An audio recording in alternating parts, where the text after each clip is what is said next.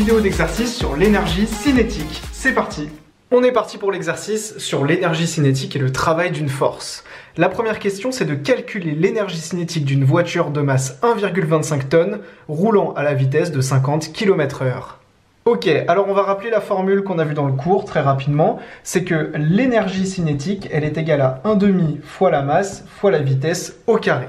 Alors on fait très attention car cette masse, on l'exprime en kilogrammes. Or ici dans l'énoncé, on nous la donne en tonnes. 1,25 tonnes, c'est égal à 1250 kg. Donc 1/2 fois 1250 kg fois, et la vitesse, attention, elle est exprimée en mètres par seconde. Alors là, je vais te donner une petite astuce. Quand on a une vitesse en km/h pour passer en mètres par seconde, ce qu'on fait, c'est qu'on prend cette vitesse en km/h et on la divise par 3,6. Et dans l'autre sens, on multiplie par 3,6. Ici, on nous donne 50 km/h qu'on va donc diviser par 3,6. On peut donc écrire 50 divisé par 3,6. Et on n'oublie pas que la vitesse est au carré. Ça, on ne l'oublie pas. Donc il y a plein de petits pièges au niveau des conversions, au niveau des carrés. Donc il faut être super attentif dans ce genre d'exercice. Et ça, si je le fais à la calculatrice, ça me donne 120 563 joules. On a donc calculé l'énergie cinétique. On passe à la deuxième question qui nous demande de calculer cette énergie si la voiture roule à 100 km/h.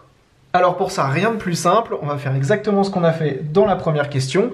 On va dire que l'énergie cinétique, c'est égal à 1/2 fois la masse fois la vitesse au carré, et donc 1/2 fois 1250 fois 100, cette fois-ci 100 km/h divisé par 3,6 au carré, et ça, à la calculatrice, ça nous donne 482 253 joules.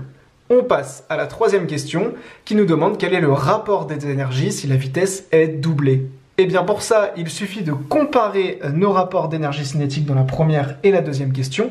Le rapport des énergies cinétiques, il est égal à 482 253 divisé par la première énergie cinétique qu'on avait trouvée, c'est-à-dire 120 563, comme ceci. Et ça nous donne 4, si on le fait à la calculatrice.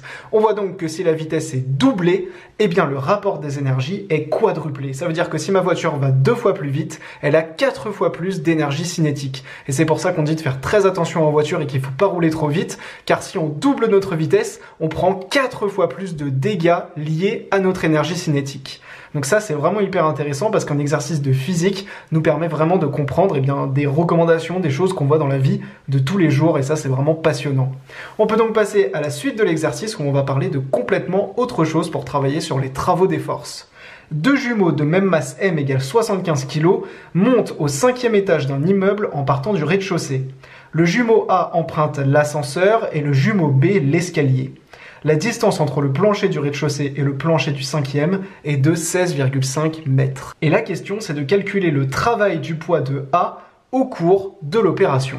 Alors on va tout de suite rappeler la formule qu'on a vue dans le cours qui nous dit que le travail d'une force sur une distance AB, eh bien c'est égal tout simplement à la valeur de la force multipliée par AB, c'est-à-dire le vecteur qui relie le point A au point B. Ici, notre force, c'est le poids. On cherche à étudier le travail du poids, comme on l'a vu dans l'énoncé, et on sait que le poids, c'est M fois G. On peut donc le noter comme ceci, et AB, c'est le vecteur qui part du point A et qui arrive jusqu'au point B. On va donc prendre en compte la hauteur du point de départ, puisqu'on monte dans un immeuble, moins la hauteur du point d'arrivée. Donc ça, c'est très important de le faire dans cet ordre-là. C'est pas la hauteur d'arrivée moins la hauteur de départ, c'est la hauteur de départ moins la hauteur d'arrivée, car on prend le vecteur AB dans le sens dans lequel on est allé, tout simplement. Et là, comme on est monté dans l'immeuble, eh bien c'est la hauteur de départ moins la hauteur d'arrivée. On va donc avoir la masse, on l'a vu, 75 kg, multiplié par 9,8, ça c'est G, multiplié par la hauteur de départ qui est de 0 mètres, et la hauteur d'arrivée qui est donc la hauteur du 5e étage de 16,5 mètres. Toutes les informations sont données dans l'énoncé, et on peut donc faire ce calcul à la calculatrice qui va nous donner moins 12 127 joules. On a donc un travail qui est négatif et c'est parfaitement logique car les jumeaux montent dans l'immeuble, donc ils prennent de la hauteur et le poids est orienté vers le bas. On peut donc dire que le poids ne va pas les aider à monter évidemment dans l'immeuble, le poids va les ralentir, leur propre poids va les ralentir et donc c'est un travail qui est résistant car il s'oppose à la montée dans l'immeuble. On peut donc passer à la 5e question, quel est le travail de B ? Alors B, pour te le rappeler, eh bien c'est le jumeau qui empruntait l'escalier. Le jumeau A empruntait l'ascenseur et le jumeau B empruntait l'escalier. Et bien là, ce qu'il faut bien voir, c'est que le travail du poids ne dépend pas du chemin suivi. En effet, le poids sera toujours le même, sera toujours orienté vers le bas, et donc on peut dire que le travail du poids, eh bien ça ne dépend pas du chemin suivi, ça dépend uniquement du point d'arrivée et du point de départ. Et donc si on est dans ce cas-là, eh bien on sait que les travaux des forces sont toujours égaux. C'est-à-dire que si notre force, ici le poids, eh bien ne dépend pas du chemin suivi, ici le travail du poids ne dépendra pas du chemin suivi, dépendra uniquement de la masse de la personne, eh bien le travail de ce poids sera toujours le même, quel que soit le chemin suivi. On peut donc dire, grâce à cette propriété, que le travail du poids sur A, il est égal au travail du poids sur B, et donc le travail du poids pour B sera aussi égal à moins 12 127 joules, tout simplement.